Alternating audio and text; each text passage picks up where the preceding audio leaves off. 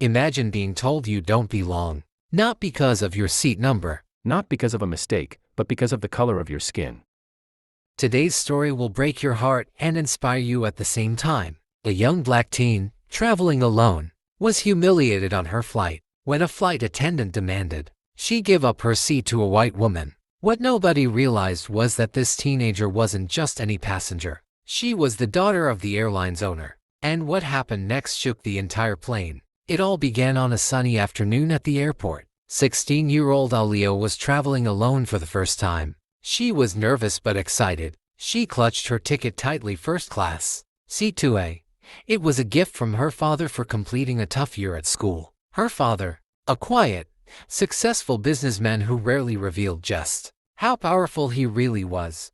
She walked onto the plane, her braids bouncing as she moved down the aisle. Some passengers smiled kindly. Others stared longer than they should have. She ignored it, just happy to sink into her seat, adjust her backpack, and take a deep breath. She was unaware that sitting in that seat would trigger an unpleasant reaction. Moments later, a well-dressed woman in her late 50s boarded. She stopped short, glaring at Aaliyah in seat 2A.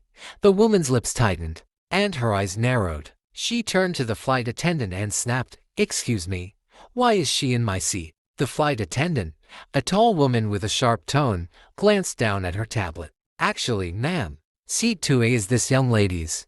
You're in 3C." But the white woman wasn't satisfied. She leaned closer, lowering her voice but not low enough. Passengers nearby could hear. "She doesn't belong in first class. Look at her. She probably can't even afford this." Aaliyah's stomach dropped. She clutched her ticket tighter, heat rushing to her cheeks. She wanted to disappear. But before she could respond, the flight attendant did something unthinkable. The flight attendant leaned down to Aaliyah. Her voice was cold, almost rehearsed. "Sweetheart, why don't you be respectful and let this lady sit here? You can move to economy. It will be easier for everyone." A hush fell over the cabin. Passengers glanced at one another. Aaliyah's heart pounded. "But this is my seat," she whispered, holding out her ticket. Her voice trembled, but she didn't let it break. The woman in 3C smirked, adjusting her pearl necklace. "See, even the flight attendant agrees. Go on, little girl." Aaliyah looked around. Some passengers looked away, pretending not to hear. Others frowned but stayed silent. The humiliation burned through her chest. For a moment, she almost stood up, almost gave in. But then, she remembered her father's words, "Never let anyone tell you where you belong. You decide that yourself." And so, She refused, */ No, Aaliyah said softly, but firmly. "I'm not moving. This is my seat. I paid for it." The attendant's eyebrows shot up. The white woman gasped dramatically as though insulted. "Excuse me. Do you know who I am?" she demanded. Aaliyah lifted her seat. "Do you know who I am?" The passengers stirred, whispers rippling through the cabin. The attendant's face reddened with frustration. She leaned closer, hissing through her teeth. "If you don't move right now, I will have security escort you off this flight." Aaliyah's chest tightened. But before she could respond, something unexpected happened. A man in the second row stood up. His voice cut through the tension. "She has every right to be here. Don't you dare move her," others murmured their agreement. For the first time, Aaliyah felt she wasn't alone. Just as the confrontation reached its peak, a calm voice from the very back of first class spoke. "That's enough." Everyone turned. An older black man, dignified in his gray suit, folded his newspaper neatly and stood. He walked slowly up the aisle, his presence commanding silence.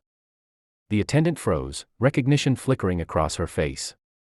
The rude woman shifted uncomfortably. He stopped by Aaliyah's seat, placing a protective hand on her shoulder. Then, with steady eyes, he turned to the flight attendant. "This young woman," he said, "is my daughter. And this airline, it belongs to me." Gasps filled the cabin. The flight attendant's jaw dropped. The rude woman's face drained of color. The man's voice grew sharper. "I have spent my life building this company so people from every background feel welcome. And today, I see it poisoned by arrogance and racism. That ends right now." Passengers broke into applause, some even standing. Aaliyah's eyes welled with tears, but this time, With pride, the owner turned to the flight attendant. You will report the moment this plane lands. If you cannot treat every passenger with dignity, you have no place here, then. To the white woman, he said calmly. Your ticket says seat 3C. That's where you'll sit. And if you ever disrespect another passenger again, you won't fly with us again. The woman, humiliated, sank into her seat without another word. The flight attendant stammered apologies, but the damage was done. Aaliyah remained in her rightful father beside her.